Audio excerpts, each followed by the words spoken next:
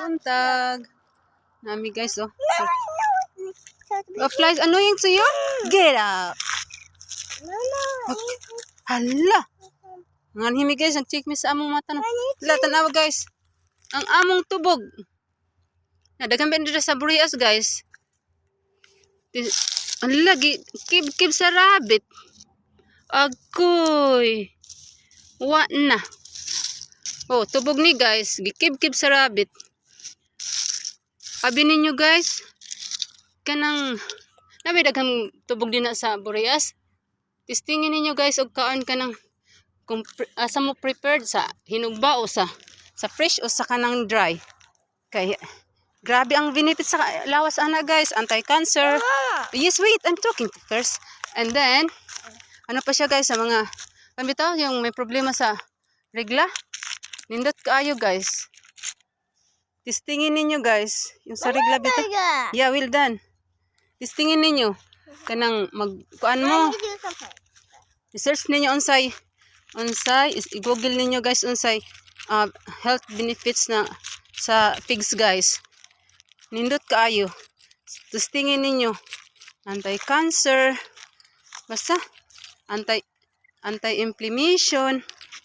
Nagikib man namang kuan guys. Labay na idaghan sa burias, sa mga sapa, labaw na sa burias kito.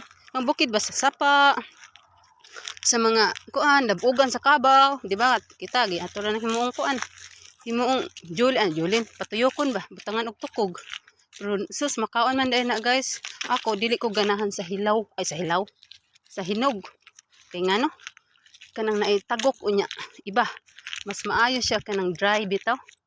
Testingin ninyo guys, kung gusto ninyo lami ang lasa, pakuluan sa ninyo og tubig na gikan sa dagat. Ang dagat ba?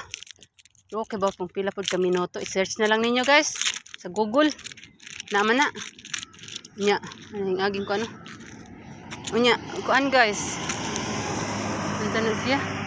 Sa Google ba? I-search ninyo sa Google. Kung unsa pagkuan, kanang pakuluan ninyo og tubig sa bitaw gikan sa dagat. Abay, daghan din na sa burias. Eh, sus, pag makauli ko na po. Kuan gid ko kay daghan siya benefits guys lawas. Napa isa ganyan, tubog man ni, oh. Mo ibaan ng tubog. Mga ni, na ba ni bunga ni? May ni kinaay kural. Usawa jud ay. Ha? Nagikib-kib man to na kay.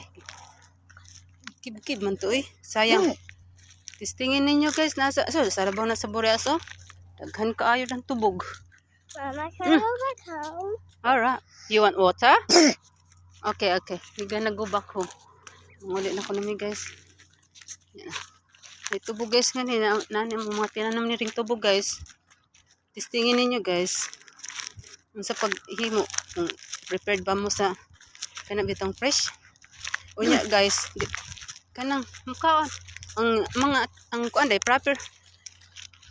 Ang proper day pagkaon sa mga prutas guys ug sa mga nuts dapat daghan kada kaon na kan ba sa figs mukaan kag upat ka buok inana ba dili mukaon kag usa ka kilo. Oh, come here, we gonna go back there. And then sa mga nuts guys like sa kanang mani, walnuts, anang almond dapat pala guys isa lang kahakop every meal dili na para sa mani dayandag kanang sa kamobil hudton gid ba diba ang resulta magbugres ta mao day na guys dili day dapat day guys ang pagkaon day ng mga nuts usa lang kakop ba every meal kay mao nang healthy sa lawas guys. So kita diba kung mga antana dapat sus muurong ta kung saka na mabusog ang kamot kuan labaw na gutomon dili day inana guys. Diri ra gid na ako naton sa Australia guys. Kaya ang healthy na pagkaon sa mga inana guys, sa prutas, dili daghanon. Ba sa kanang apple, usara ka buok kada meal. Kanang orange. Kinamnay mga sugar, namnay kuan guys kanang asukal bitaw. May asukal. Kanang tinatawag na fructose bitaw. Nya kung diabetic ka, mansamot na imong kuan. Kanang blood sugar taas kinana day na siya guys mo nang nakuha na ko diri sa Australia bitaw ibaw-an ako manguli sa mi guys Kay ang mahuli sa payag. Akong anak kay ubo. Walang to guys, amping mo dra kanunay. Bye. Kita na po ta sa sunod na akong video kung ganahan mo manood. Salamat. Let's go.